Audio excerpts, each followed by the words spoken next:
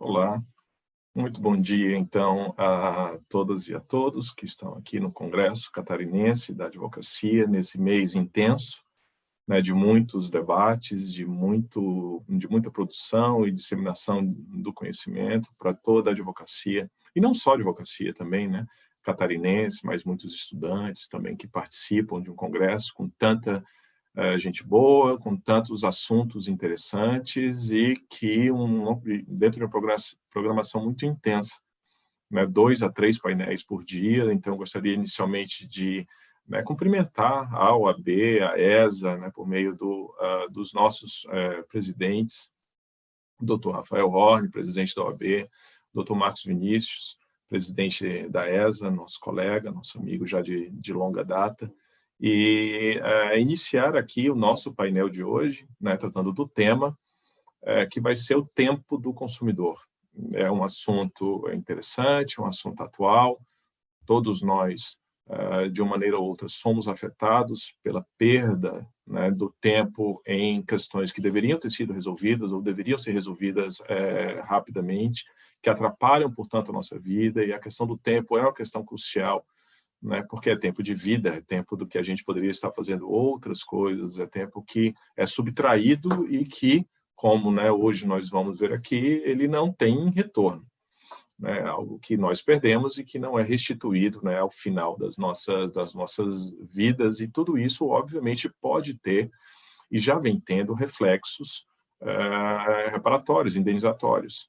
E hoje nós vamos conversar com 3 pessoas que são, né, especialistas no tema, são 2 professoras e um professor, que eu vou apresentá-los agora, e já agradecendo enormemente a participação, a disponibilidade desses profissionais para, né, debaterem com a gente aqui, para a gente aprender um pouquinho sobre como é que o tempo do consumidor pode ser analisado dentro de um contexto do Poder Judiciário ou, eventualmente, inclusive, fora mesmo do Poder Judiciário, como as empresas deveriam ter uma postura, como os consumidores, eventualmente, também devem se preocupar com isso. Eu vou fazer a apresentação, né, dos nossos participantes do painel de hoje. Eu gostaria de iniciar pela doutora Laís Bergenstein, nossa colega. A doutora Laís é advogada, né, no Paraná, com atuação também, né, em Brasília, e doutora, né, em Direito pela Universidade Federal do Rio Grande do Sul. E a sua tese de doutorado, inclusive, trata sobre o tema de hoje, né, que é a questão do tempo do consumidor e o menosprezo planejado, que virou uma obra hoje já de referência, apesar de muito recente, já de referência na área. Gostaria de agradecer enormemente a participação da doutora Laís. Doutora Laís, acredito que está em Curitiba. Está em Curitiba, doutora Laís? Tá. Tá.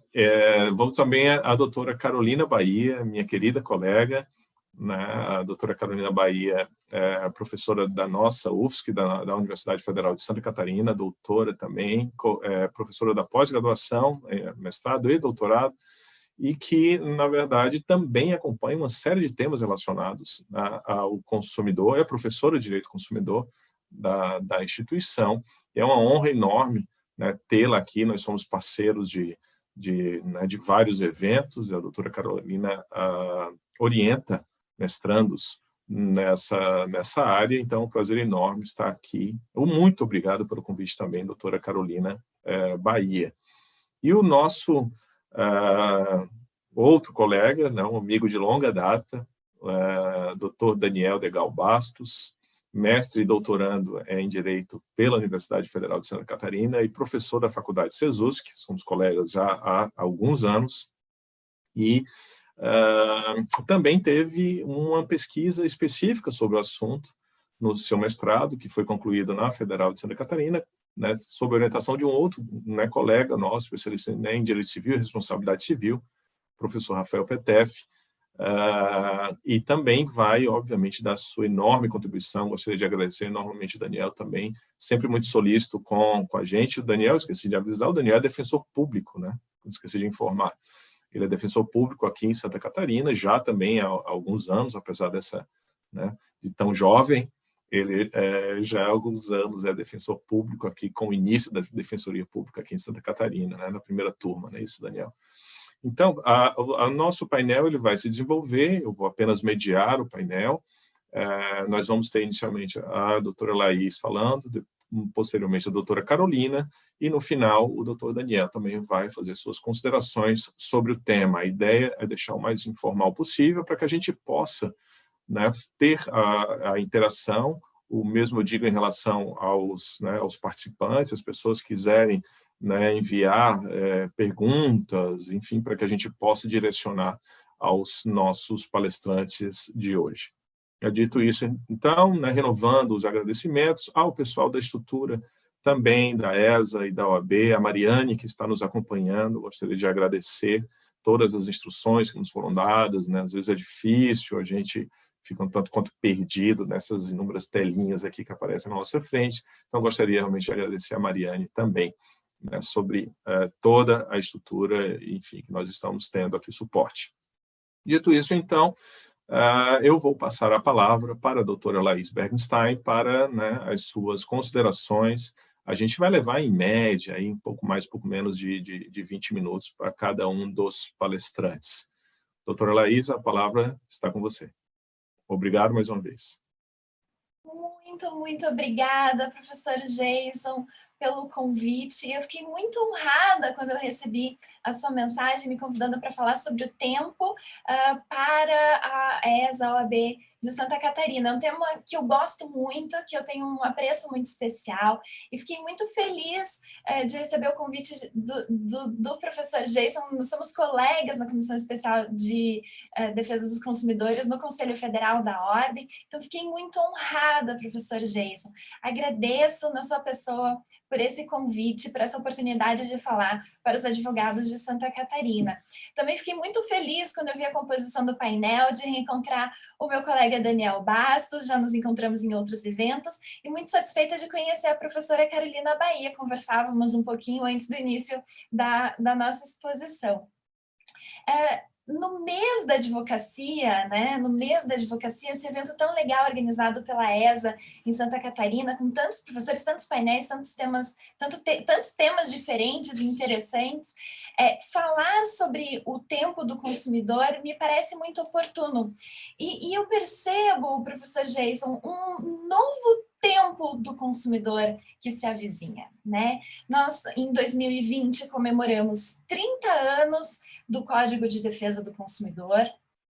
Nós estamos no meio de uma pandemia, então todos estamos nos adaptando a essa nossa realidade, adaptando a nossa advocacia. Eu advogo aqui no Paraná, então é difícil, é um desafio para todos nós, é um desafio para todos os fornecedores que precisaram muito rapidamente migrar da sua forma de atuação no mercado para uma atuação bastante diferenciada. É um desafio para os consumidores, né?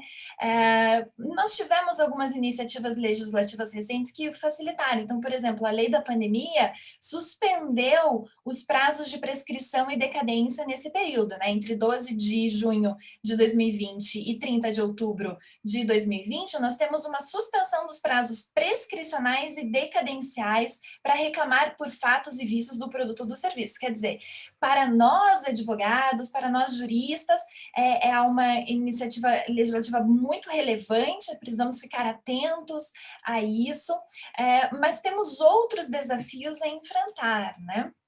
Então, o que eu percebia, professor Jason, antes, né, do início da pandemia, é que havia uma resistência muito forte nos tribunais, ou mesmo nós, juristas, em aceitar novas formas de compensação de danos extrapatrimoniais. Eu atribuo isso a um fator histórico, né? A compensação por danos morais, ela é historicamente recente no Brasil. A Constituição de 88 é que nós assentamos essa possibilidade de compensação antes de 88, havia discussão acerca da possibilidade ou não de compensação. Muitos julgados, muitas decisões reconhecendo a possibilidade, mas outras não. Então, havia uma resistência. 88, a nossa Constituição resolveu esse problema, trazendo a possibilidade de compensação de danos extrapatrimoniais. Mas como é algo relativamente recente, em termos históricos, nós ainda não estamos muito bem adaptados à forma de apresentação desses pedidos. Então, nós, advogados, né, falo por mim,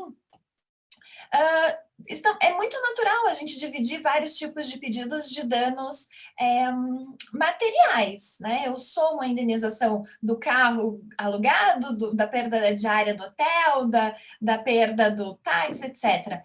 Mas nos danos morais, eu já tenho uma dificuldade.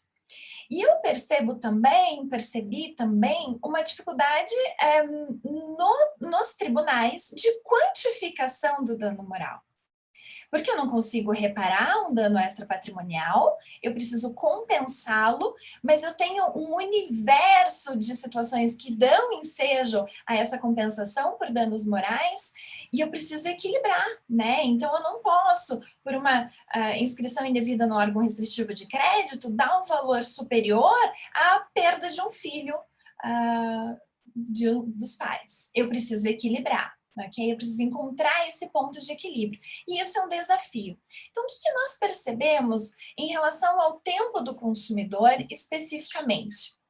Surgiu, e aqui eu cito a obra pioneira do Marcos Dessoni, sobre o desvio produtivo do consumidor, uma percepção de que o tempo é um valor jurídico e que a perda do tempo pode ensejar um dano, uma lesão ao interesse jurídico protegido.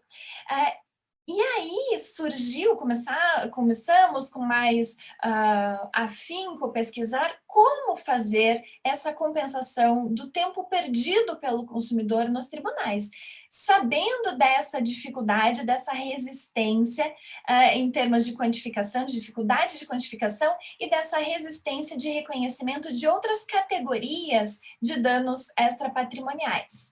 A nossa Constituição e o Código de Defesa do Consumidor, quando fala em efetiva prevenção, efetiva reparação de danos, ou seja, essa reparação integral, ela dá margem, ela admite que nós possamos identificar categorias diferentes de danos. Nós identificamos com bastante naturalidade hoje os danos estéticos como uma categoria autônoma, mas podemos identificar outras categorias, essa abertura do sistema. O professor Fachin fala essa possibilidade de ressignificação dos significantes dentro do nosso direito civil constitucionalizado, nos dá essa possibilidade, essa abertura. Eu vejo isso como algo muito positivo, porque nós podemos ser criativos e mais, adaptar a aplicação da legislação à realidade, aquilo que o jurisdicionado precisa nesse momento histórico, no caso concreto.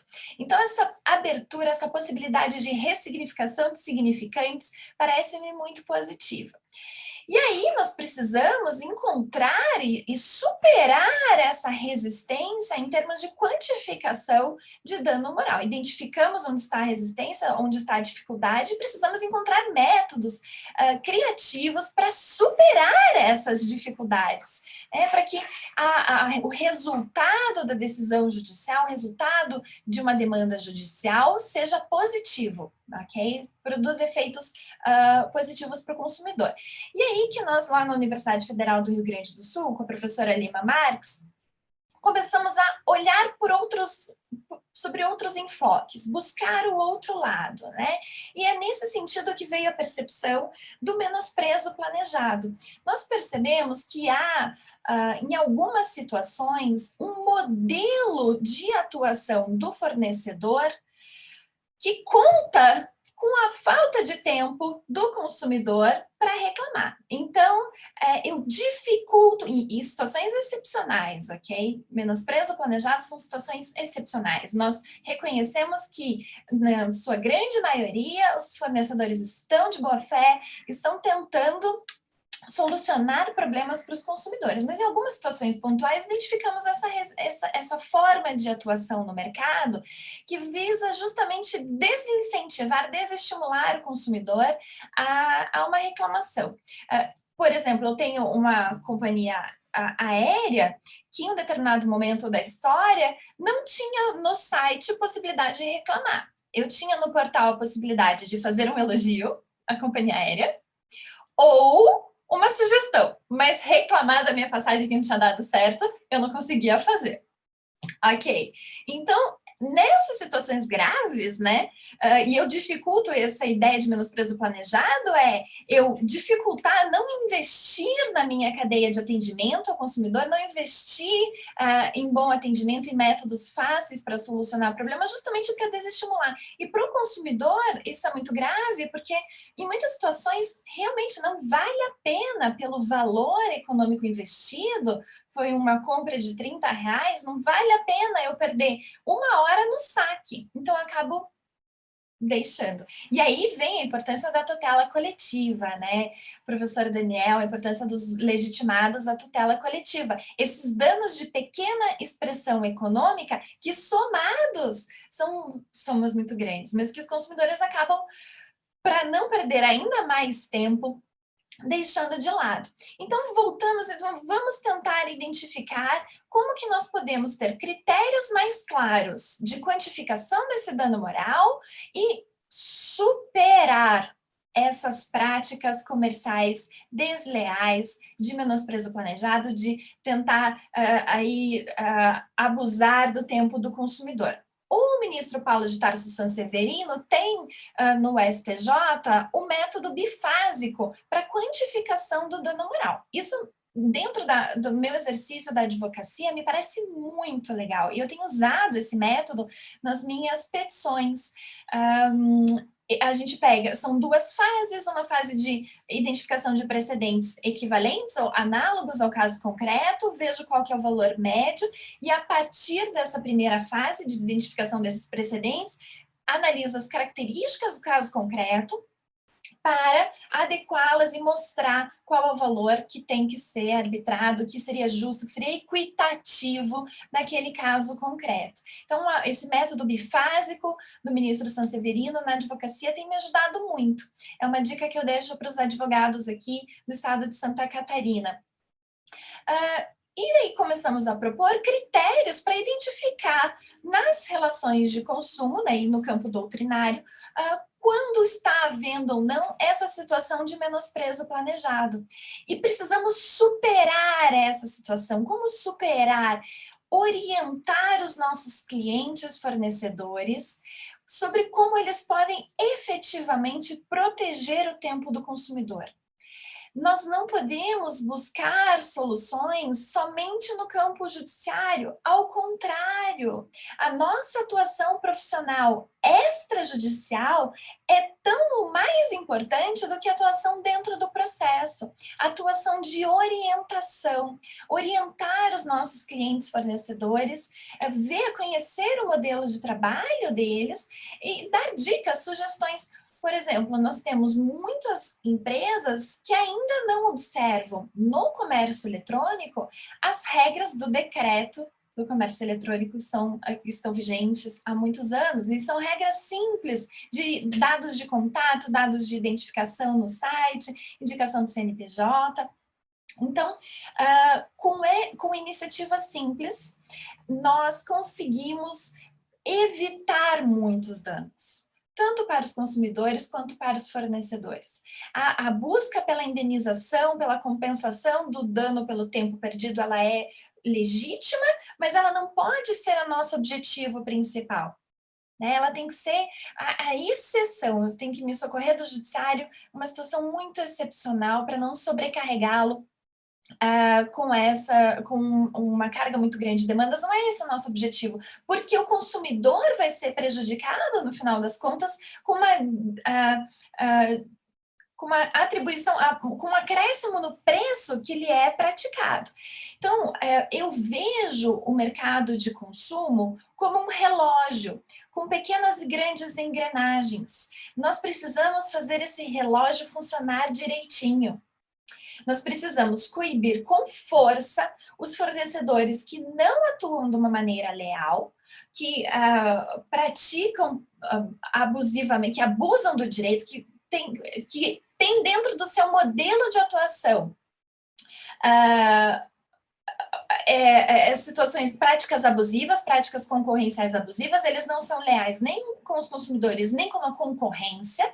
Então, coibir com muita força essas práticas comerciais abusivas, mas, ao mesmo tempo, superar as causas, superar essas situações que acabam ensejando uma perda de tempo para o consumidor, para o fornecedor, um acréscimo de custos desnecessários dentro da relação de consumo. E me parece que a tutela coletiva, como eu falei há pouco, tem uma relevância muito grande nesse sentido. Né, os legitimados legais, as associações, as uniões de consumidores também podem atuar de uma forma muito positiva ao lado do Ministério Público, demais legitimados do artigo 82 do CDC, para prevenir. Então, eu tenho no Código de Defesa do Consumidor como um direito básico a efetiva prevenção e a efetiva reparação de danos. Nós precisamos buscar, junto aos fornecedores, essas iniciativas de efetiva prevenção. Aí me parece o futuro. Se nós estamos vivendo, né, Jason, esse novo momento de pós-pandemia, de superendividamento dos consumidores, como você muito bem escreve na sua obra, para nós conseguirmos preservar esse mínimo existencial, para nós conseguirmos preservar o consumidor dentro do mercado de consumo, e o superendividamento, me parece, é uma forma de morte civil do consumidor.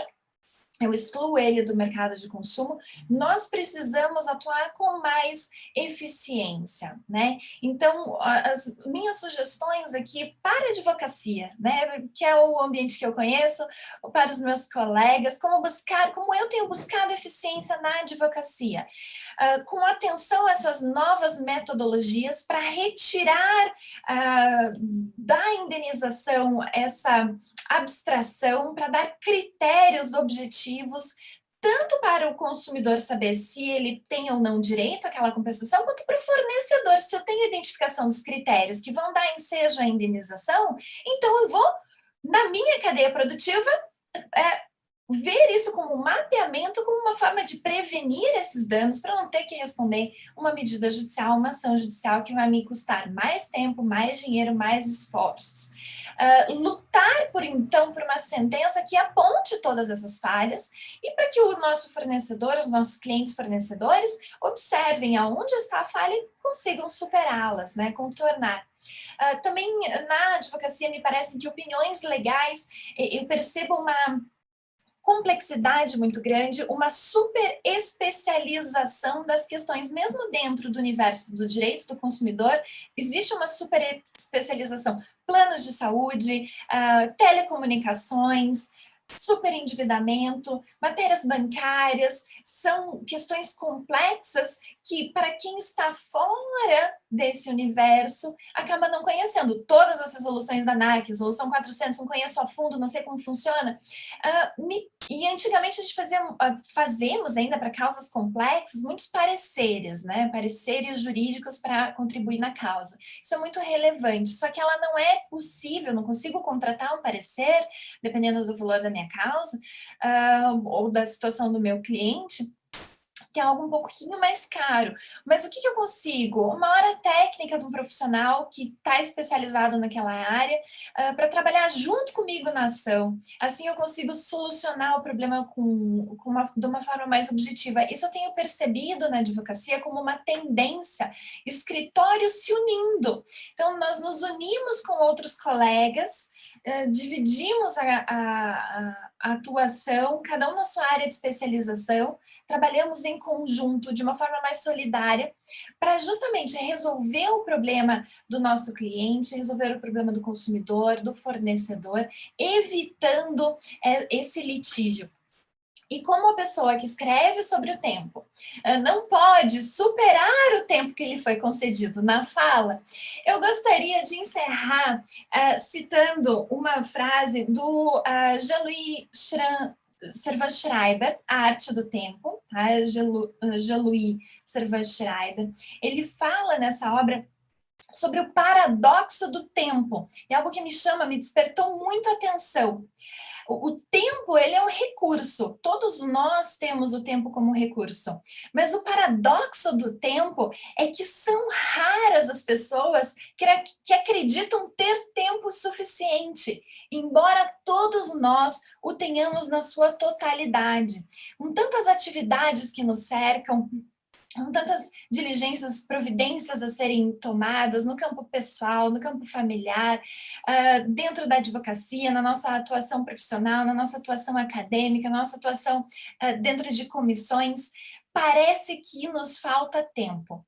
E a mim, a solução está nesse espírito de solidariedade, de união, de conversar com os colegas, de conversar com a parte contrária, de buscar uma atuação extrajudicial, fora do poder judiciário, leal, né, dentro da boa-fé, para evitar o litígio, porque o litígio não deixa ninguém feliz no fim das contas, né? Então, me parece que a nova advocacia, a eficiência na advocacia e em outras áreas de atuação está junto nesse dever de efetiva prevenção de danos, e não somente na atuação litigiosa para buscar essa compensação. Parece-me que essa será a melhor forma de todos nós aproveitarmos melhor o nosso tempo e esse recurso tão precioso e evitarmos a sua perda, tanto pelo consumidor quanto pelo fornecedor. Agradeço, professor Jason, a oportunidade de falar para os meus colegas. Obrigado, então, Laís. E, assim, antes de passar para a Carolina, né, para a doutora Carolina, eu queria, na verdade, assim, eu tenho algumas coisas que você falou que a gente poderia, sei lá, desenvolver um pouco.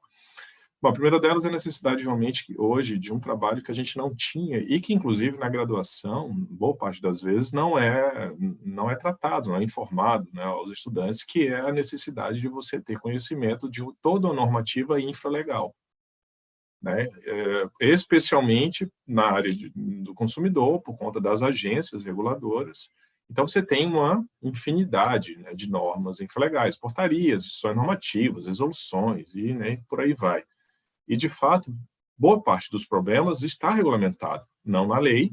A gente sai da graduação só, né, tratando basicamente as leis principais e deixa de lado o que hoje é que fundamentalmente resolve os problemas, ou pelo menos o encaminhamento desses problemas. É muito importante, especialmente para os jovens advogados, né, que estão assistindo a gente, entenderem isso assim, de forma mais rápida possível. A normatização infralegal, ela precisa ser conhecida. A gente, de fato, não conhece boa parte né, dessa normativa. Mas tem uma coisa que, às vezes, me deixa assim, bastante confuso. Vamos lá, boa parte das grandes corporações, né, por exemplo, a telefonia, enfim, que está hoje a telefonia, internet, enfim, tudo, elas têm um procedimento, como você já falou, de alguns sites que você pode reclamar, você pode elogiar, né? Você usou o exemplo de companhia aérea, pode elogiar, mas não pode reclamar. Existem outras que você pode alterar seu plano para mais, você pode acrescentar uma série de coisas no plano pelo aplicativo, mas cancelar o plano é um desespero. E todo mundo que já teve a oportunidade de entrar em contato por telefone, né, que muitas vezes só se resolve por telefone, porque pelo site não se resolve, pelo aplicativo não se resolve, fica ali, né, a gente já meio que reserva um tempo, né, a gente para de fazer o que está fazendo e diz, agora eu vou lá ouvir a musiquinha, ficar, né, apertando tecle 1, tecle 2, tecle 1, tecle 2, e a gente vai passar no mínimo 25 minutos por vez, por ligação. E muitas vezes são necessárias 3, 4. Hoje, muitas vezes a gente começa a perceber, por meio de algumas decisões judiciais, de que o absurdo foi normalizado. O que significa isso? Você leva alguns cliques para fazer um plano pelo site, mas para cancelar você demora 1 hora no mínimo por telefone. Isso, obviamente, é absurdo, né? Todos nós sabemos disso, mas a coisa ficou normalizada. E aí, quando você busca, por isso, a gente está falando de tempo do consumidor, isso e várias outras, né, manifestações, você busca muitas vezes o judiciário, porque você não consegue conversar com essas grandes corporações, né? É difícil. Quando você tem fornecedores de menor porte, essa conversa é possível, muitas vezes se resolve realmente. Mas os grandes, muitas vezes é difícil esse contato. E aí, por que eu digo que normalizaram um absurdo? Porque aí vem aquela expressão chata para quem é advogado, e que, né, que a gente já, né, inclusive já teve campanhas da OAB, etc., que é a história do mero aborrecimento. Ou seja, você passar 1 hora e meia para cancelar um plano, virou, eu vou usar a expressão que está todo mundo já cheio de ouvir, virou o novo normal. Então, assim, não, o que é 1 hora? 1 hora, isso é normal. Eu mesmo passei ontem 1h20, quer dizer, se normalizou o absurdo. Como é que a gente, né, trataria isso? É isso mesmo? Entre aspas, o novo normal? Ou está errado? Ou a gente precisa conversar também com o Poder Judiciário para que esse tipo de atitude seja, enfim, sancionada, né, tenha uma sanção, tenha punição relacionada a isso? É muito, muito interessante, Geis, a sua colocação. Obrigada pela tua pergunta. É claro que é um absurdo, né? Existe uma desproporção manifesta entre a facilidade que eu tenho para contratação e a dificuldade que eu tenho para solucionar um problema, para cancelar aquela contratação. Quando que eu identifico que há... E isso me parece, esse exemplo que você cita, me parece que é um caso típico de menosprezo planejado. Eu planejei, eu, fornecedor, que tenho o controle da minha cadeia produtiva, planejei ou deixei de investir, os investimentos são planejados, a falta de investimentos também é. Então, no meu modo de atuação, eu não tenho um equilíbrio entre o acesso àquele produto ou aquele serviço, em termos de tempo. Eu não tenho um equilíbrio entre o tempo de acesso ao produto ou serviço e o tempo de resolução de conflitos. Como que eu poderia, enquanto fornecedor, solucionar essa dificuldade? Vou me inscrever na plataforma consumidor.gov.br, por exemplo, do Ministério da Justiça. Se eu quero solucionar o problema, se eu quero negociar com o meu consumidor, eu não preciso criar uma plataforma própria para isso. Se eu estou inscrito no consumidor.gov.br, já é um indicativo de que eu estou atento ao tempo do consumidor. Outras iniciativas eu posso identificar, né? Nós doutrinariamente elencamos alguns possíveis, fazemos algumas sugestões de critérios para identificar o menosprezo planejado no mercado, superar essas práticas abusivas, para que esse que você chama de absurdo normalizado seja superado. Né? Isso que nós não podemos aceitar. O consumidor está de boa fé, ele quer resolver o problema dele. O fornecedor também está de boa fé.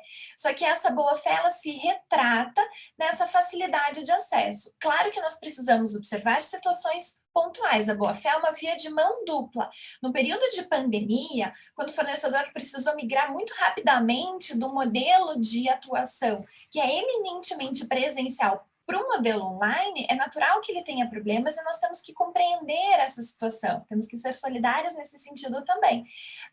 Mas dentro do mercado de consumo, o que nós não podemos admitir é que seja um modelo de negócio que não preserve o tempo do consumidor, que é o agente vulnerável nessas contratações, né? A vulnerabilidade é reconhecida pela legislação. Então, nós precisamos estar atentos, e parece algo muito complexo, quando na verdade não é. Você facultar acesso, se eu consigo contratar rapidamente, eu tenho tecnologia para descontratar, né, para o distrato, para o cancelamento do contrato de uma forma igualmente célere. Então, me parece que nesse sentido é que nós conseguimos, pensando nesse equilíbrio entre a velocidade de acesso, à contratação tem que ser proporcional à sua descontratação, à solução dos seus problemas. E daí, no campo da tutela coletiva, sim, o Poder Judiciário, quando identifica, tem até uma previsão no Código de Processo Civil contemporâneo, né, quando ele identifica, quando o juiz identifica várias demandas repetidas sobre a mesma situação, ele tem que oficiar o Ministério Público aos legitimados legais para adotarem as providências. O Judiciário pode fazer isso, não queremos milhares, milhões de ações individuais de compensação, queremos que as causas dessas ações sejam superadas, na minha visão. Obrigado, então, Laís. A gente continua, então, nosso painel. Agora eu vou passar a palavra para a professora, doutora Carolina Bahia, para suas considerações, né? E aí a gente volta a conversar. Bom dia a todos. Eu vou compartilhar aqui a minha apresentação. Eu preparei aqui alguns slides. Eu, claro, vou passar mais rápido aqui em alguns pontos que a Laís já aprofundou bastante, né? E vou tentar focar em alguns aspectos aqui que eu entendo que são bem relevantes. Queria inicialmente agradecer, né, ao professor Jason por essa oportunidade de estar discutindo um tema também tão instigante, tão relevante. Também compartilhar com o público a honra de também dividir a mesa, né, com a professora Laís e também com o professor Daniel, né, que são grandes especialistas do tema, né? Eu não sou uma grande especialista, mas acho que tem uma contribuição a dar e trouxe, então, aqui algumas reflexões. Então, queria começar fazendo um pouco dessa contextualização, né, da relação do tempo com as sociedades contemporâneas, né, essas sociedades de massa, sociedades de hiperconsumo, né? Então, o que a gente observa hoje, né? A gente observa que essa sociedade ela é marcada por características específicas, dentre elas, né, esse apego ao efêmero, a febre das novidades. É uma sociedade que se construiu e se lastreou muito em torno do consumo, né? Como, enfim, vários autores como Bauman demonstram isso, né? Isso que realmente retrata esse novo momento que a gente vive. Então, eu trouxe aqui uma ideia que é da Fátima Portillo, né? Essa estrutura. Então, a gente viveria hoje uma sociedade amparada na ideia do supertrabalho, que é motivado para manter um superconsumo ostentatório e que, por consequência, reduz o tempo dedicado ao lazer e às demais atividades e relações sociais. Então, dentro desse contexto, o que a gente pode observar? O tempo do consumidor, né, o tempo para as atividades essenciais, o tempo para escolher aonde eu vou dedicar minha energia, o que fazer, né, da forma como eu vou viver, ele termina ficando cada vez mais limitado dentro dessa realidade, né? Então, acho que esse contexto mostra um pouco também a importância, né, dessa discussão. Eu trouxe aqui também alguns exemplos, né? A Laís já trouxe muito essas ideias, então algumas ideias, assim, alguns exemplos muito comuns, então, em que a gente observa, né, esse desperdício do tempo do consumidor ocasionado pelos fornecedores, né? Então, filas extremamente longas, estabelecimentos bancários e comerciais, atrasos, cancelamentos, perdas de conexão em aeroportos, grandes atrasos em consultórios médicos e hospitais, grandes dificuldades para solucionar problemas de consumo, né, como relacionados a fato ou vício do produto, que foi um tema aqui que a Laís já desenvolveu bastante. E tudo isso, assim, em geral, em muitas situações, o que a gente observa é que essa prática do fornecedor termina, sim, tangenciando, se não configurando de maneira muito clara, uma prática abusiva, né? Esse desperdício ele é gerado para criar embaraços para que o consumidor ele tenha acesso à efetivação dos seus direitos, né? Ou, de alguma forma, né, ainda que não seja essa intenção clara, decorre, né, de uma falta de organização, de uma falta de planejamento também imputável aqui ao fornecedor. Eu sei que o Daniel vai entrar muito, né, eu imagino que ele vai entrar de maneira mais aprofundada nessa discussão, então eu vou falar de maneira bem superficial, a respeito dessa possibilidade de configuração desse dano temporal, né? Então, isso decorre realmente, essa defesa, ela decorre dessa percepção de que o nosso ordenamento, ele trouxe um sistema aberto de responsabilização civil, né? Não optou, como outros sistemas, como o caso do sistema alemão, por uma taxatividade, e aqui no Brasil o que nós temos é uma cláusula geral, né, de responsabilidade civil, que fala de maneira muito genérica que a ninguém é dado o direito de causar prejuízo a outro, né? E aí, na classificação tradicional que nós temos, que eu acho que é o que o Daniel também vai aprofundar bastante, nós podemos falar, então, na existência de danos patrimoniais e danos extrapatrimoniais, né? E aí a gente tem uma certa discussão terminológica, porque a Constituição brasileira terminou acolhendo, optando pela expressão dano moral, ao invés do dano extrapatrimonial, né? Então, dentro dessa construção, a gente poderia trabalhar com o dano extrapatrimonial como dano moral em sentido amplo, onde a gente pode encontrar o dano moral em sentido estrito, o dano estético, existencial, e essa possibilidade ou não de enquadramento do dano temporal aqui dentro, né? Então, eu não vou aprofundar muito essa discussão, eu sei que o Daniel deve fazer isso.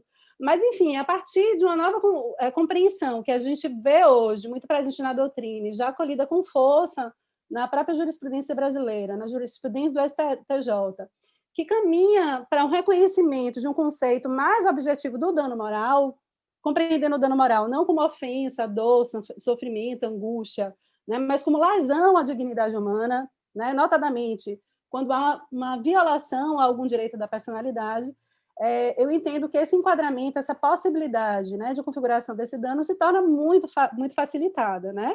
Por quê? Porque o tempo, ele pode sim ser considerado de maneira muito clara como atributo fundamental da personalidade humana, né? Como a gente falava anteriormente, esse tempo, ele é a fração da vida, né? Então ele está muito relacionado ao direito à liberdade, né, de escolher o que eu quero fazer da minha vida, e está relacionado também de maneira muito intrínseca ao próprio direito à vida, né? E aí, utilizando aqui uma expressão da Laís, né, eu entendo que realmente a vinculação está muito clara, essa ideia de autodeterminação, né, de onde eu vou, onde eu pretendo consumir meu tempo, onde eu quero aplicar as minhas atividades. E aí a gente já tem uma complexidade nessa discussão que diz respeito à questão dos limites de tolerabilidade, que é um debate que a gente faz muito na área ambiental, que eu tentei trazer aqui, né? Então, a discussão que eu trago é: todo desvio de tempo do consumidor necessariamente vai gerar um dano temporal, né? Será que isso sempre vai acontecer? E aí, eu concordo inteiramente com a Laís, no sentido de que a gente tem aqui, né, dois grandes gargalos nesse debate, que surgem exatamente da própria novidade do tema, né? É um tema ainda pouco explorado pela doutrina. E aí, eu fiz várias leituras e trouxe aqui também uma proposta, aqui tentei construir uma proposta, né, a partir do que eu li, um pouco do que eu trabalho, de requisitos que eu entendo que sejam fundamentais para que haja aqui essa reparação do dano temporal, né? Então, o primeiro critério seria a certeza. Eu acho que não há muita dificuldade em se detectar esse dano, a certeza desse dano nas situações corriqueiras, né, como nas hipóteses que a gente mencionou anteriormente. A ideia da injustiça, né, no sentido de que esse dano temporal ele deve decorrer de um comportamento ilícito ou abusivo do fornecedor, ou de qualquer forma, né, decorrente ali de uma falta de cuidado, de um zelo, de uma organização, né, que deixa de prestar informações necessárias, ou ignora as solicitações e reclamações do consumidor, indo aí um pouco na linha do que ela defende, né, essa ideia do menosprezo planejado. E um outro requisito, né, que dialoga um pouco com a questão do limite de tolerabilidade seria a questão da relevância, né, desse dano. Porque, obviamente, né, ele não vai ser configurado em toda e qualquer situação de atraso, 10 minutos, 5 minutos. É uma análise que termina sendo um pouco subjetiva, mas, para ser relevante, vai ser fundamental aqui, a meu ver, que se apresente, se figure no caso, uma situação de anormalidade. Em que sentido? No sentido de que esse atraso, essa perda de tempo, ela não corresponde às expectativas legítimas do consumidor, né? No sentido de que esse atraso, né, essa perda de tempo, ela não se coadune com o que geralmente acontece, com as normas da experiência. Então, deve estar presente ali algum elemento de anormalidade. Além do que também deve ter uma certa gravidade, não no sentido de causar uma lesão severa ao consumidor, né? Mas no sentido da gente excluir aquelas situações em que há uma certa imprevisibilidade também na ocorrência desse atraso, né? Como, por exemplo, a gente vivenciou recentemente aqui no Brasil uma grande corrida no início da pandemia aos supermercados, filas imensas, né? O medo de desabastecimento. Então, são situações realmente que às vezes não são esperadas e que também não geram para esse fornecedor uma possibilidade de resposta. Então, indo agora para outra discussão também, que eu acho que é um grande problema que nós temos, respeito aos critérios, então, para quantificar esse dano, né? Eu não dei tanta ênfase a esse aspecto extrajudicial, eu sabia que ia ser uma abordagem que a Laís ia trazer. Então, a gente observa que aqui no Brasil, hoje, a gente não tem realmente nenhuma legislação que disponha sobre essa quantificação, né? Sequer dos danos extrapatrimoniais, muito menos do dano temporal. Então, o que a gente observa é muita confusão e obscuridade também nessa jurisprudência, né? E, de todo modo, também é muito difícil a gente conseguir critérios objetivos, precisos, fixos e determinados, porque, na verdade, nas situações concretas, a gente vai ter que passar pela análise do caso concreto, né? Então, essa casuística ela não pode ser realmente afastada. Então, eu trouxe aqui algumas ideias, né, que eu retirei mais da tese do Luiz Cascaldi, que escreveu também sobre o tema, né? Eu acho que ele traz aqui uma contribuição bem interessante. Então, ele sugere que a gente considere a quantidade objetiva de tempo desperdiçado, né? Porque, às vezes, o critério objetivo, né, o tempo maior ou menor, ele traz para a gente já um parâmetro para essa quantificação. A gravidade da conduta lesiva, né? Por exemplo, a gente pode levar em consideração também o fator do sujeito vulnerável, né? Como a lei também trabalha ali, envolver um idoso, é uma pessoa que está em uma situação de doença, de espera em um hospital, né?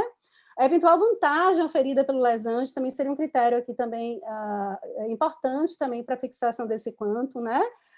Isso também para desestimular essa situação que a Laís falou anteriormente, né? Então, muitas vezes, grandes empresas se aproveitam realmente dessa desorganização, dessa dificuldade de acesso às informações para lucrar, né? Então, ela perde no atacado e ganha no varejo, a repetição da conduta lesiva, a qualidade ou a situação econômica das partes envolvidas, né? Então, isso nos levando a esse critério de proporcionalidade, né? Porque essa reparação ela não pode ser tão insuficiente para esse ofensor, né? De modo que sirva como desestímulo, mas também ela não pode se revelar como uma quantia impossível de ser paga também por esse ofensor, né?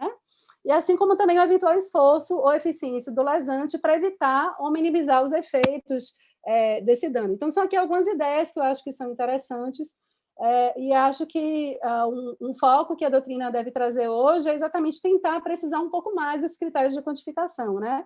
Eu acho que é algo bastante importante. Agora, eu imagino que eu já devo estar indo aí para o final do meu tempo, né, Jason?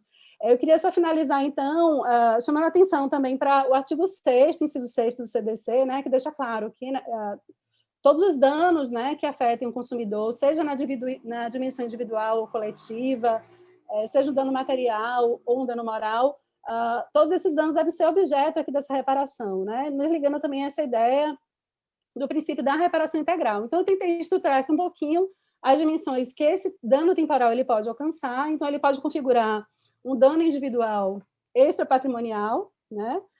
Que é o que muitas vezes acontece, é o que normalmente acontece, e vai existir exatamente quando essa lesão disser respeito a essa autodeterminação temporal do indivíduo. Então, nesse caso, a gente vai ter o dano extrapatrimonial, mas em muitas situações, esse dano extrapatrimonial, ele gera também um reflexo patrimonial, né? Aí tem até o exemplo ali que ela traz na obra dela, de alguém que deixa de exercer uma atividade remunerada em razão dessa perda de tempo, alguém que tem também um cancelamento de voo, perde tempo para solucionar um determinado problema e termina comprometendo aqui também a sua atividade, seu tempo produtivo. Na dimensão coletiva, né, é importante também afirmar, eu concordo com a Laís, eu acho que é algo que precisa ser fortalecido, né, essa dimensão coletiva. É um tema também que me é muito caro, né, eu estudo e gosto muito de trabalhar também com a tutela coletiva, sobretudo do dano moral nas relações de consumo. Então, quando essa conduta abusiva do fornecedor for marcada por essa repetição, né, de modo em que a gente veja ali configurado uma violação a direitos individuais homogêneos ou, em algumas situações, o próprio direito coletivo, é fundamental realmente que haja aqui a utilização desse instrumento, né? Então, nesses casos, o juiz deve considerar essa condição econômica do agente, elevando o valor da indenização casuisticamente, né, para que seja alcançado não só o efeito satisfativo, mas também esse efeito preventivo, que acho que nessa dimensão a responsabilidade ela tem essa função que também é primordial. Além do que também essas ações coletivas, elas devem também ter como mira não só a reparação, mas entendo que elas também são fundamentais para a atuação preventiva, né? Condenando aí o fornecedor nas situações a essa obrigação de fazer ou não fazer para evitar o dano temporal. Então, agora, já caminhando para o final, eu trouxe aqui rapidamente alguns exemplos, né? Esse primeiro caso aí é trazido, o segundo caso que eu trouxe é mencionado pela própria Laís na obra dela, é o caso dos supermercados Bom Preço, né? Lá na Paraíba. Ou seja, havia uma violação sistemática do supermercado lá na Paraíba, a legislação que estabelecia um tempo máximo de permanência dos consumidores nas filas. Foi instaurado um inquérito civil, onde se colheu elementos, evidências de que esse descumprimento ele era reiterado, e aí o Ministério Público terminou ingressando com essa ação civil pública que está mencionada, e a sentença ela foi positiva no sentido de condenar o mercado ao cumprimento dessa lei, né, devendo adotar medidas para otimizar o atendimento do consumidor. E, nesse caso também específico, houve, inclusive, condenação por danos morais coletivos, né, que foi revertido para o Fundo Estadual Especial de Proteção dos Bens e Valores, né, ofendidos aqui no caso. Um outro caso aqui que enfim, eu entendo que houve essa atuação aqui mais preventiva, né, da tutela coletiva, envolveu o Ministério Público do Rio de Janeiro e essa companhia global de varejo, a B2W. Essa empresa também, de maneira sistemática, ela não dava informações sobre prazo de entrega de produtos, não trazia informações claras, enfim, a respeito da sua qualidade, não cumpria de maneira sistemática o artigo 18 do CDC, e a sentença terminou condenando essa empresa a informar os consumidores em seu site sobre preço, características, qualidade, a obrigação de informar com 48 horas de antecedência em caso de alteração desse prazo, né? Ao cancelamento dessa aquisição, né? Caso esse prazo não pudesse ser cumprido, além também, enfim, de receber a reclamação por defeito de produto e proceder à solução seguindo os mandamentos do Código de Defesa do Consumidor. Então, com isso, assim, a minha intenção era também, enfim, trazer alguns elementos para esse debate. Eu encerro, então, nessa linha, né, da Laís, no sentido de que, a meu ver, é fundamental o fortalecimento dessa tutela coletiva, destacando, né, que essa tutela coletiva ela deve se preocupar não apenas com a reparação, né, mas eu acho que ela pode também ser empregada de maneira preventiva, né, para evitar a repetição dessas lesões aos consumidores. É isso. Obrigado, então, professora Carolina. Só para fazer também aqui meu papel aqui, né, já que eu estou mediando o debate, estou ouvindo, aprendendo, e aí surgem também as dúvidas relacionadas. Professora Carolina, a gente tem algumas decisões, inclusive algumas alterações legislativas recentes, no sentido de que eventuais problemas, né, como você mesmo mencionou durante a sua fala, você precisa de uma certa razoabilidade, né, uma justa expectativa do consumidor em relação àquilo. Pequenos atrasos, pequenos problemas, né, são naturais da própria tipo de atividade desenvolvida. A grande questão, eu acho que é uma questão teórica que, claro, a gente, né, teria que ter um debate talvez mais amplo, mas a questão é o tal do dano efetivo, né, relacionado ao tempo. Independente da quantificação, 10 minutos, meia hora, 1 hora, 10 horas, acho que a gente vai se dividir aí em algumas opiniões relacionadas a isso, né, do que seria um dano efetivo, porque a partir do momento em que, por exemplo, eu tenho o meu lazer, estou falando de lazer, não estou falando de trabalho, né, que é fácil quantificar, a hora técnica, ou seja, estou falando de lazer. A partir do momento que o meu lazer é prejudicado por conta de um tempo perdido para solucionar um problema e que a gente possa imputar essa responsabilidade pelo tempo perdido, a responsabilidade, não vamos usar o termo responsabilidade, a gente pode imputar, portanto, a uma negligência do fornecedor, vamos dizer, a culpa ao fornecedor. Eu tive 1 hora de lazer. Isso caracteriza, na sua opinião, dano efetivo? Porque quando a gente joga trabalho, outras coisas, né, que eu deixei, perdi um compromisso, né, aí, né, a gente entende talvez de maneira mais rápida, mais fácil. Mas e o lazer? Eu estaria lendo um livro, ou eu estaria fazendo nada, né? Já que você falou do supertrabalho, da questão relacionada a essa sociedade de hiperconsumo. Isso também poderia ser caracterizado como um dano, o tal do dano efetivo, que realmente justificaria uma eventual, né, reparação? Assim, Jason, eu acho que não é possível, assim, estabelecer uma regra objetiva aplicável a todos os casos, né? Eu não posso, por exemplo, para todas as situações imagináveis e possíveis, dizer que 10 minutos, 10 minutos é um tempo razoável e 1 hora não é um tempo razoável. Então, eu acho que a situação ela vai variar realmente, essa avaliação, e isso torna a nossa análise mais complexa de maneira casuística mesmo, né? E a minha preocupação e essa discussão que eu trago com relação aos limites de tolerabilidade é porque eu entendo, né, da mesma forma, como o direito do ambiental, né, então trazendo aqui também, importando um pouco da discussão que a gente faz lá, como também no direito do consumidor, não é possível garantir um risco zero, né? Por quê? Isso seria utópico a gente imaginar, né? A gente tem um conceito, por exemplo, de dano ambiental, trazido pela legislação ambiental, que é alteração adversa das condições do meio. Então, se eu pisar na grama, isso vai configurar dano ambiental, né? A mesma coisa, a gente tem toda a disciplina que o CDC traz em relação ao fato do produto, né, trazendo toda uma previsão, uma responsabilidade extremamente bem estruturada e pensada, mas mesmo nessa esfera, a gente também não consegue garantir um risco zero. Então, por isso que a grande preocupação em relação ao fato do produto e do serviço no CDC diz respeito à expectativa legítima do consumidor em relação à segurança. Eu não posso, por exemplo, abolir todas as facas, né, no Brasil, abolir todas as cordas, né, abolir todos os sacos plásticos, porque isso pode ter um potencial lesivo que pode levar o consumidor à morte, né? Então, eu acho que esse equilíbrio faz parte da discussão desses 2 âmbitos do direito, o limite de tolerabilidade. Então, às vezes, você ficar 10 minutos ou 20 minutos tentando solucionar um problema em 8 circunstâncias, resolvendo o problema no call center, isso já pode configurar, né, ou 4, 5 vezes, uma lesão.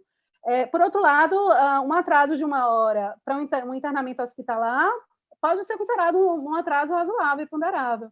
Então, eu acho que isso traz uma dificuldade para a situação, para a aferição da existência ou não desse dano, né? E, novamente, assim, eu entendo que a gente não tem como trazer um padrão objetivo para todas as situações, né? Agora, é claro, é possível você utilizar as regras da experiência, né? Normalmente, um atraso de 10 minutos numa fila é razoável, né? Agora, 2 horas numa fila de supermercado, dentro de uma situação corriqueira normal, dia de semana, é razoável que eu fique 2 horas numa fila?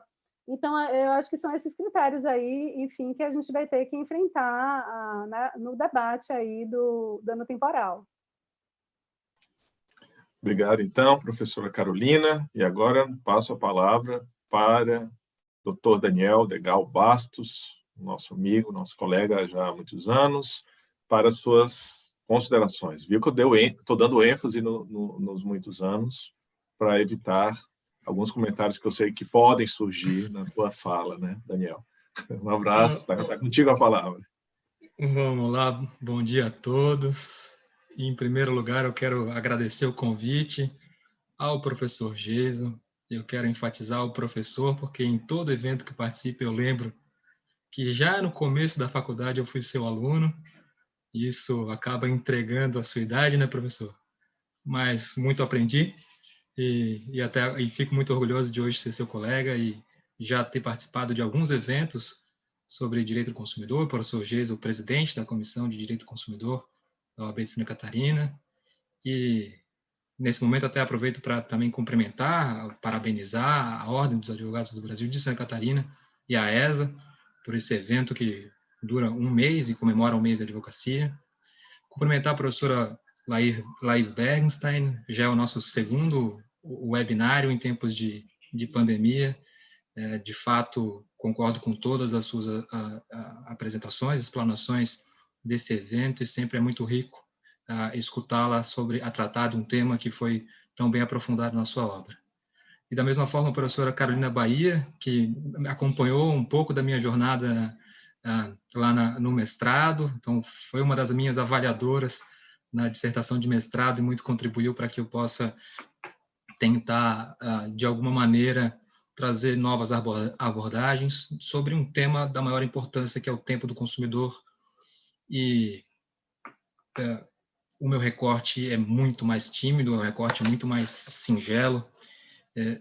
De fato, essa apresentação do que configura o dano temporal e o que configura o dever de indenizar demanda um aprofundamento muito grande da doutrina, E por isso que a minha proposta ela é voltada, é focada para tentar a uma discussão que é a autonomia do dano pela perda do tempo, a autonomia do dano temporal de acumulado com o dano moral em sentido estrito. E para isso eu pretendo dividir a minha apresentação em dois momentos. Num primeiro momento, algo mais voltado à teoria geral da responsabilidade civil, teoria geral do dano, para depois, de fato, a partir desse terreno, discutir se é viável, se é possível, se guarda coerência com o nosso ordenamento, tentar acumular o dano moral com o dano temporal. Pois bem, Carnelucci, então, um autor italiano já antigo, é quem tenta explicar que o dano ele não pode se confundir com uma acepção vulgar de dano. Então, é o dano em sentido jurídico, em sentido relacionado à responsabilidade civil. Esse dano é uma lesão a um interesse jurídico. Isso não se confunde com lesão a bem jurídico. E aí, o interesse jurídico é a idoneidade ou a capacidade desse bem satisfazer uma necessidade do prejudicado. Traduzindo, tentando deixar isso muito mais simples. Se uma pessoa carrega em seu bolso uma nota de R$100, e essa nota de R$100 vai servir para o pagamento de uma dívida que vence no dia 20 de agosto, e no meio do caminho tem um ladrão que furta esse dinheiro, tira essa nota, essa cédula de R$100 do bolso. A gente pode pensar em responsabilidade civil, que o dano seria R$100? Em princípio, sim. Mas imagine que quando do vencimento dessa dívida, tem encargos legais, como juros e multa. E aquele cidadão já não tem mais R$100 para pagar a dívida e agora o valor ultrapassa R$100, R$120. Nesse caso, não é a modificação da realidade material, o fato de a cédula sair do bolso da vítima que faz gerar R$100 como dano. Ao contrário, o dano vai ser de R$110 ou R$120, porque o interesse jurídico daquela nota era maior do que o que ela representava. Na França, Philippe Letourneau traz também um exemplo muito didático. Um proprietário de uma casa, de um imóvel, localizado à beira de uma estrada, decide demolir essa casa. Decide, não, amanhã eu vou demolir esse imóvel para fazer uma reforma, fazer um novo edifício. E na noite anterior, um caminhão pesado, desgovernado, por uma atrapalhada do motorista, acaba atingindo aquela casa e destruindo a casa. Então, houve uma modificação de um bem jurídico, da propriedade daquele prejudicado, mas que, nesse caso concreto, não foi prejudicado. Na verdade, a modificação desse bem jurídico foi ao encontro daquilo que ele, de fato, queria. E, por isso, não há que se falar em responsabilidade civil. Então, minha primeira mensagem é tentar deixar claro que não é a lesão a um bem jurídico, mas sim a lesão a um interesse jurídico. Isso é significativo, isso importa para fins de responsabilidade civil. Mais do que isso, não é só uma lesão a um interesse jurídico, não podemos parar por aí. E aí a doutrina argentina muito trabalha essas sutilezas e diz que sempre há que ocorrer uma consequência, uma transcendência, uma repercussão para que se falar em dano. E no Brasil, existe uma corrente ainda minoritária, e felizmente minoritária, que busca uma responsabilidade civil sem dano. Uma responsabilidade civil cada vez mais inflada, inchada, que pode corromper ou pelo menos modificar substancialmente tudo aquilo que foi construído nos últimos séculos. Então, responsabilidade civil sempre deve haver um dano e, em primeiro lugar, a responsabilidade serve para a recomposição desse dano.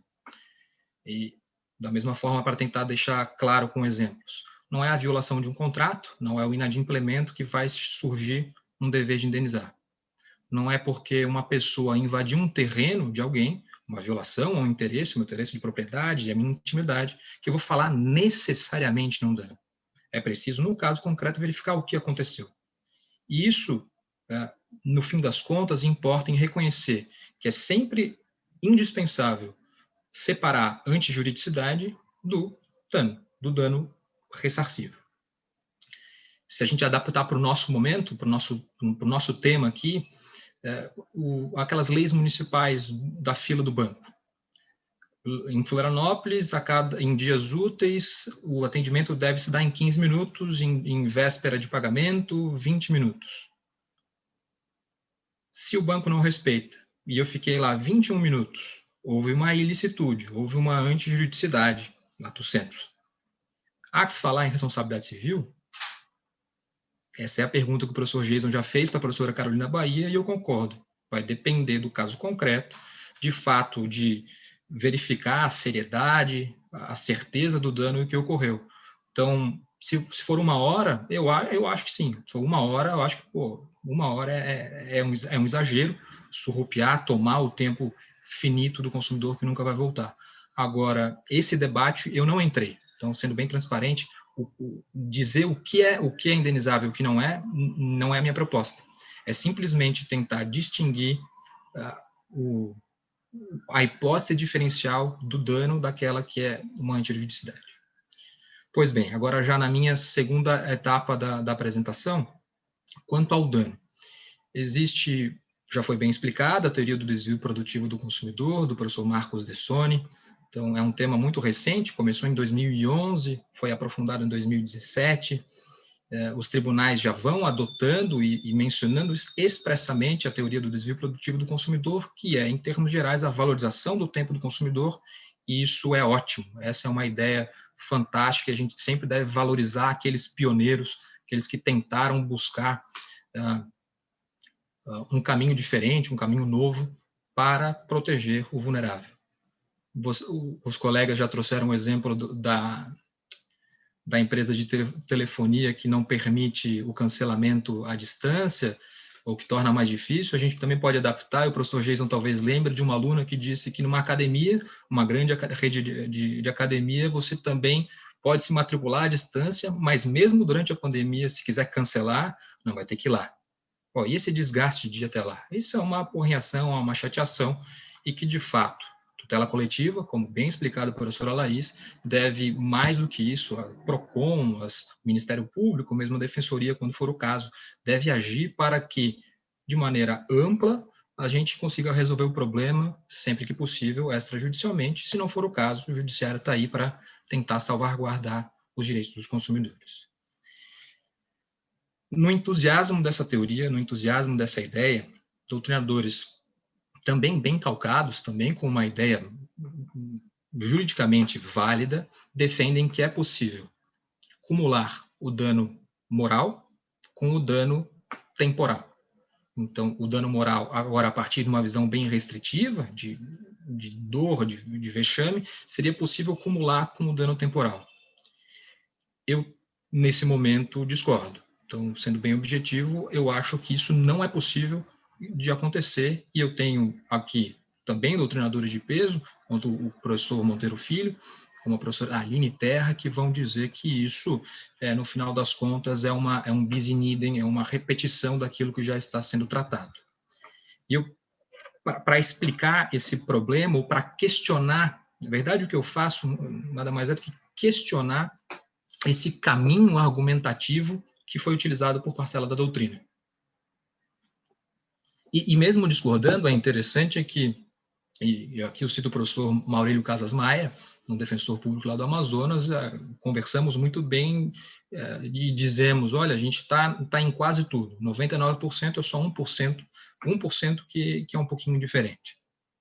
Para tentar questionar esse argumento, a gente pode pensar em alguns bens jurídicos, alguns direitos, como a nossa psique, a nossa saúde, nosso projeto de vida, a incolumidade psicofísica.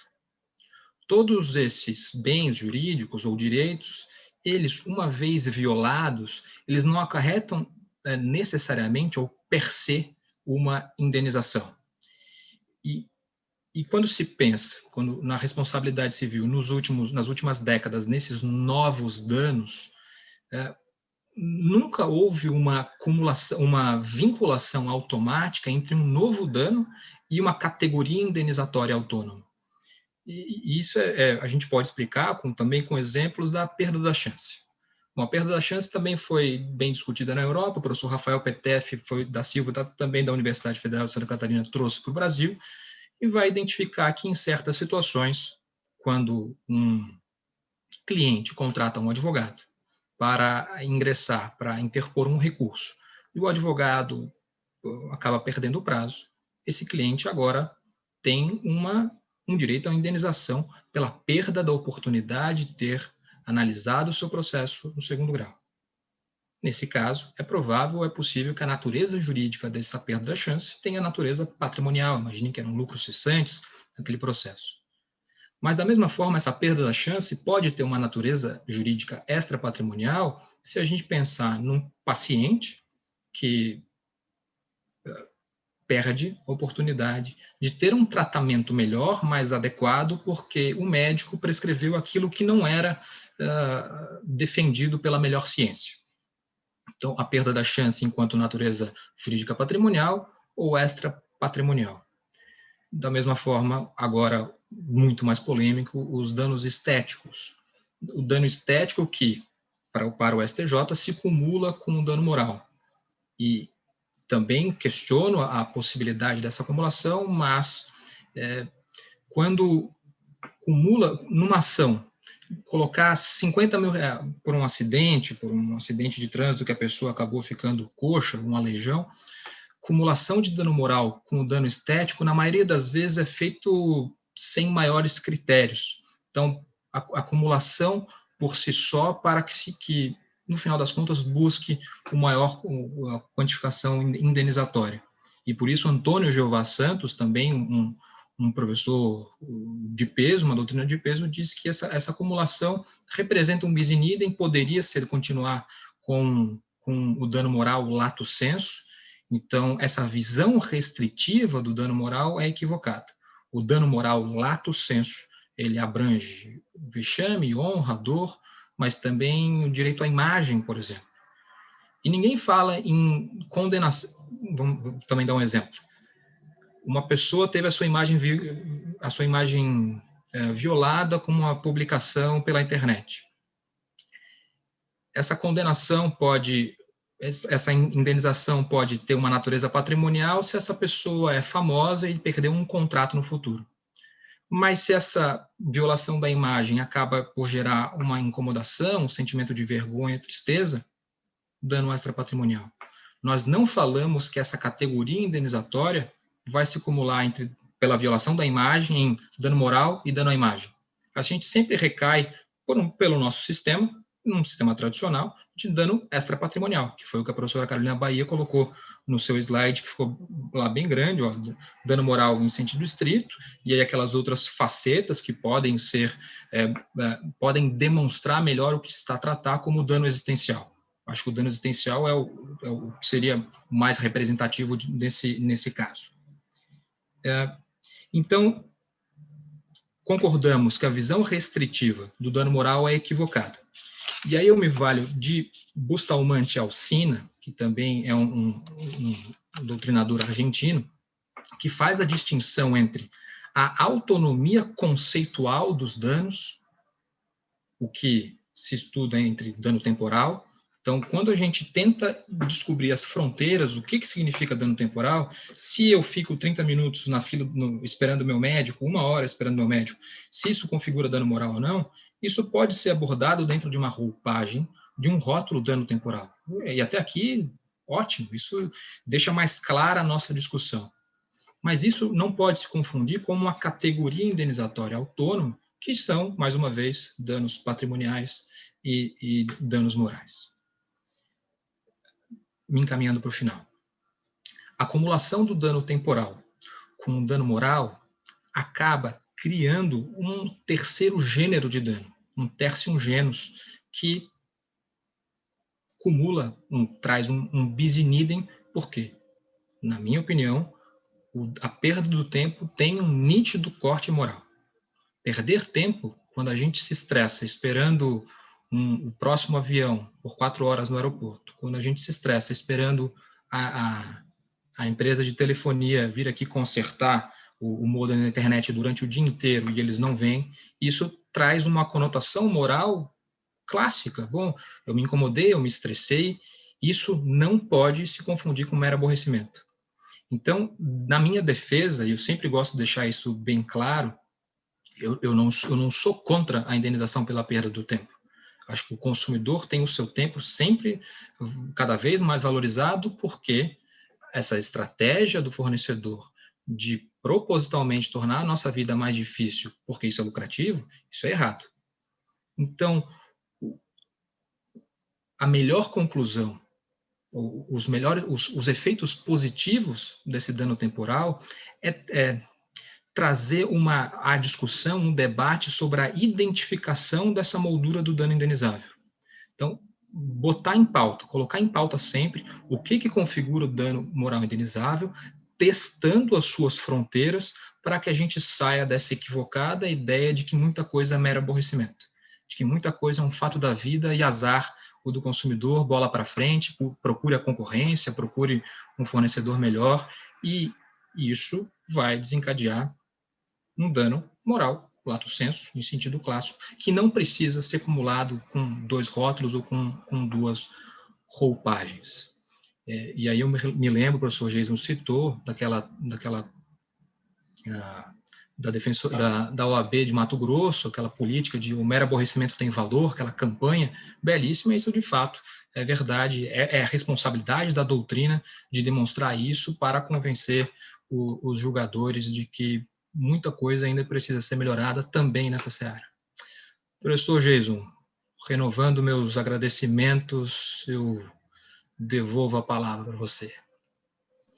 Muito obrigado, então, né, professor Daniel. A gente já está se aproximando aqui do nosso horário, né, o que significa que foi bom, que passou rápido, né, mas a gente tem aí 10 minutinhos. Eu queria, na verdade, talvez assim, Daniel, independente da nomenclatura, e que obviamente é importante, não estou tirando, né, a importância, se dano moral, se dano temporal, se um tipo de dano existencial, que inclusive para os estudiosos de responsabilidade civil também vai cair lá na Justiça do Trabalho, né, que já vem também, de uma forma ou de outra, né, reconhecendo espécies de, entre aspas, pelo menos, vamos utilizar a nomenclatura, entre aspas, danos existenciais.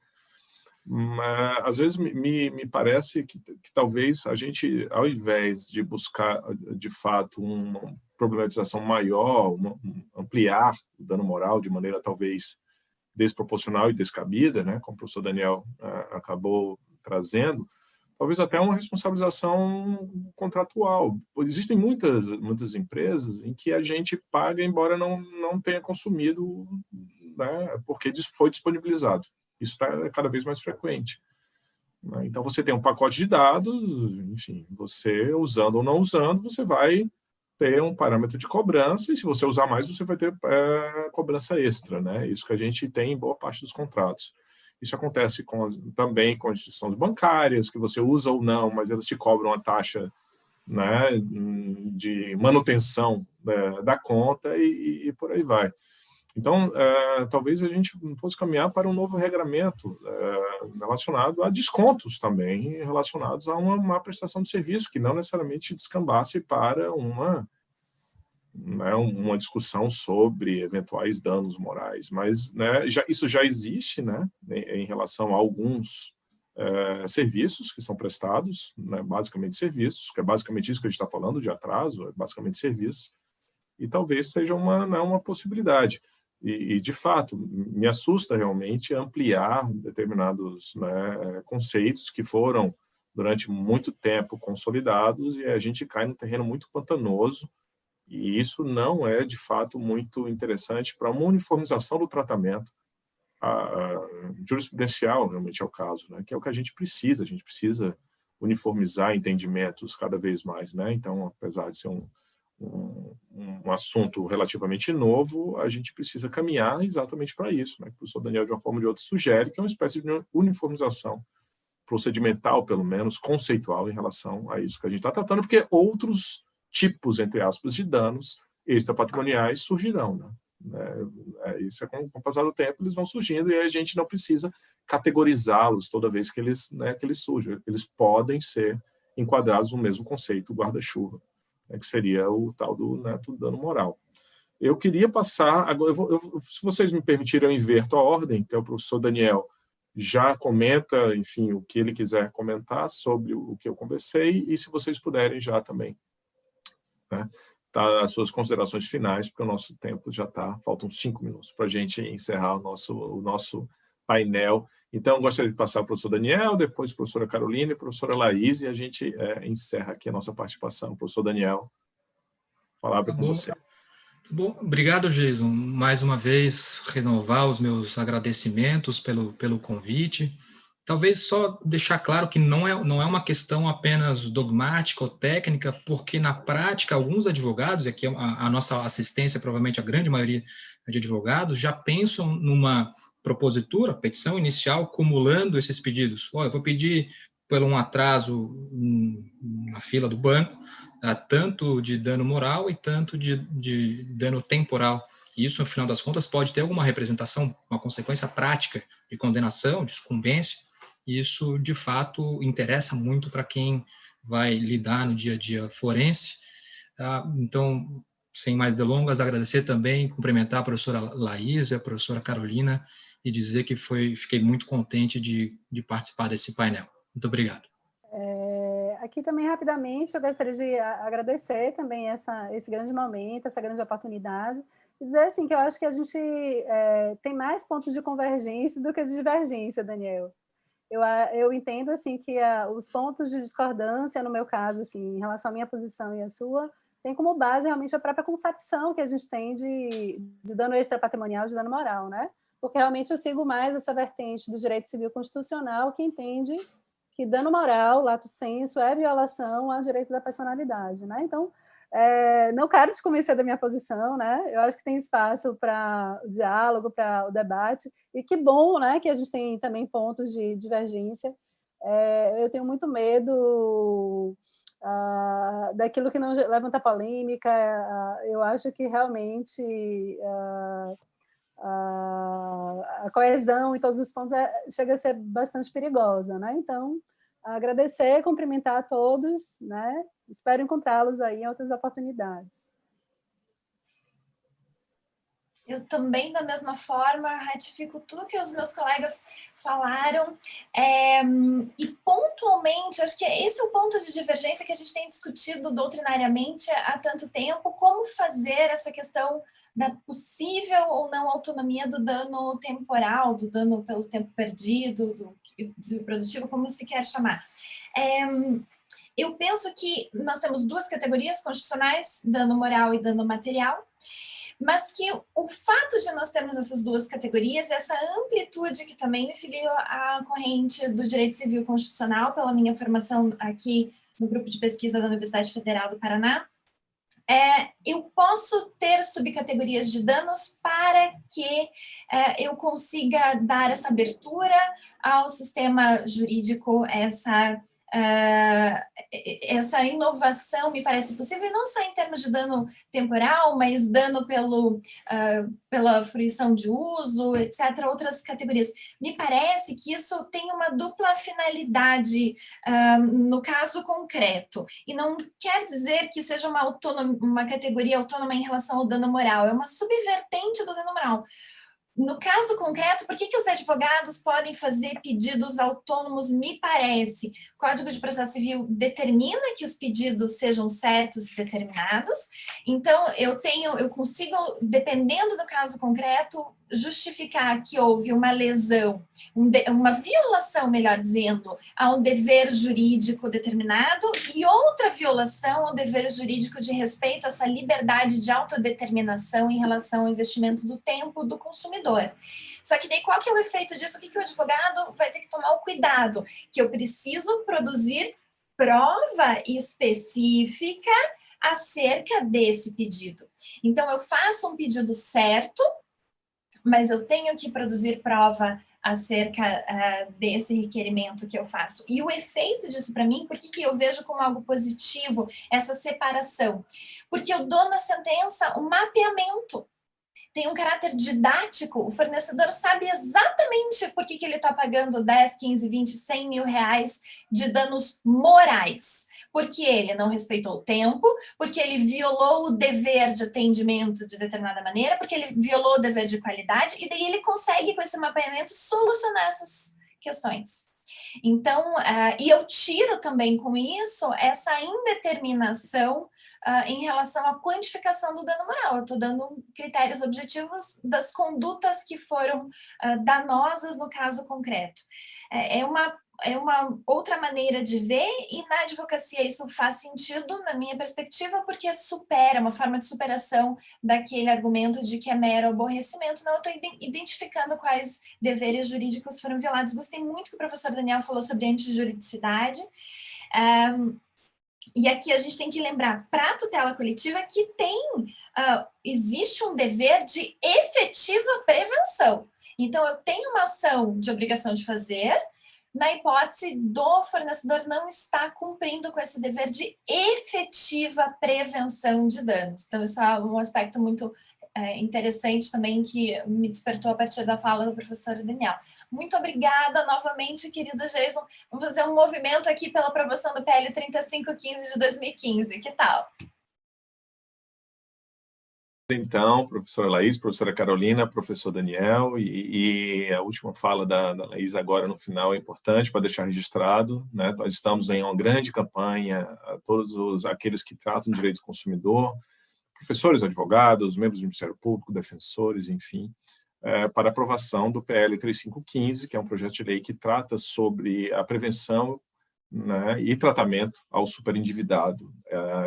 Foi aprovado no Senado alguns anos atrás, está sendo votado agora, está pronto para votação na Câmara dos Deputados, ainda que com alguma alteração que tenha que votar ao Senado Federal, mas todos estamos realmente comprometidos com uma campanha, que é uma campanha nacional. A OAB está bastante comprometida, especialmente o Conselho Federal da OAB, e nós realmente deixamos aqui o registro, né, de que todos aqueles que se interessem pelo tema, que deem uma olhada, porque a aprovação é importante. Nós temos, especialmente em função da pandemia, um agravamento da situação daqueles que estão em uma situação de não mais poderem arcar com as suas dívidas, estão, portanto, super endividados.